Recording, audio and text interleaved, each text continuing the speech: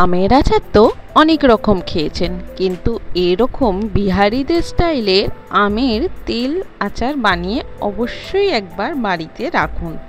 দারুণ টেস্টি লাগবে, সারা বছর ধরে খেতে পারবেন। নমস্কার বন্ধুরা, দুর্গাস ব্লগে আপনাদের অনেক অনেক স্বাগত। আমার আজকে নিউ রেসিপি আমের তেল আচার। এর জন্য আমি নিয়েছি কাঁচা আম। এইভাবে ঠিক টুকরো করে নেব, নেওয়ার পরে জল দিয়ে খুব ভালো করে ধুয়ে নিতে হবে।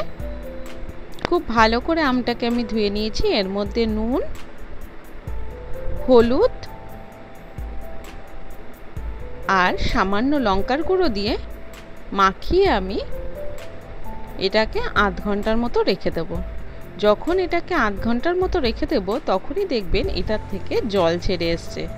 আধ ঘন্টা পর দেখতে পাবেন এর থেকে জল বেরিয়ে এসছে। ঠিক এই রকম অবস্থায় জলটাকে চিপে একটা পেপার নেবেন। পেপারের মধ্যে ওই আমগুলোকে দিয়ে দেবেন, ছড়িয়ে একদম সব কটা আম এরকমভাবে ছড়িয়ে দেবেন। আর দিয়ে রোদে রেখে আসবেন মিনিমাম 2 ঘন্টার মতো, যাতে আমের গায়ে কোনো জলজলে ভাব না থাকে।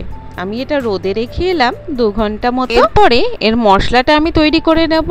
2 চামচ মতো ধনে, 1 চামচ গোটা জিরে, 1 চামচ মৌরি, 1 চামচ কালো সর্ষে, 1 চামচ সাদা সর্ষে, হাফ চামচ জোয়ান, হাফ চামচ মেথি, আর নিয়ে নিয়েছি 3-4টে মতো শুকনো লঙ্কা।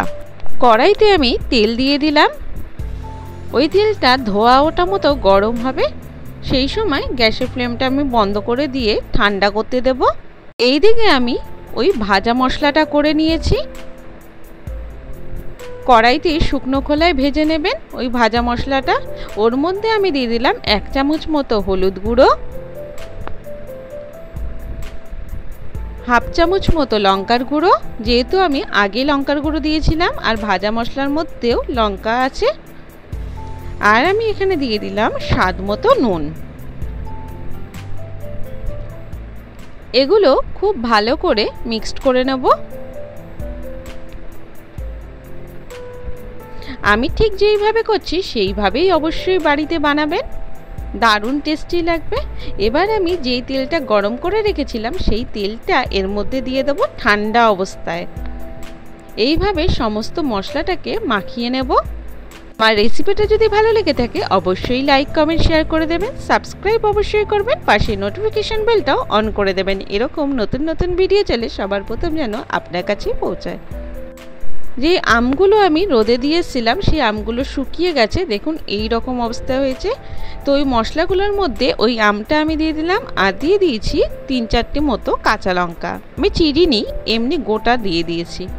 এবার এইভাবেও রোদে রেখে দিয়ে আসতে একদিন মতো এটাকে আমি রোদ খাইয়েছি। তারপরে একটা কৌটার মধ্যে এটা ভরে নিতে হবে। দিয়ে বাস আমার আচার কিন্তু একদমই রেডি হয়ে গেছে, বিহারি স্টাইলে আচার, ভীষণ টেস্টি। সবাই সুস্থ থাকবেন, ভালো থাকবেন, দেখা হবে নতুন ভিডিওতে। Thank you.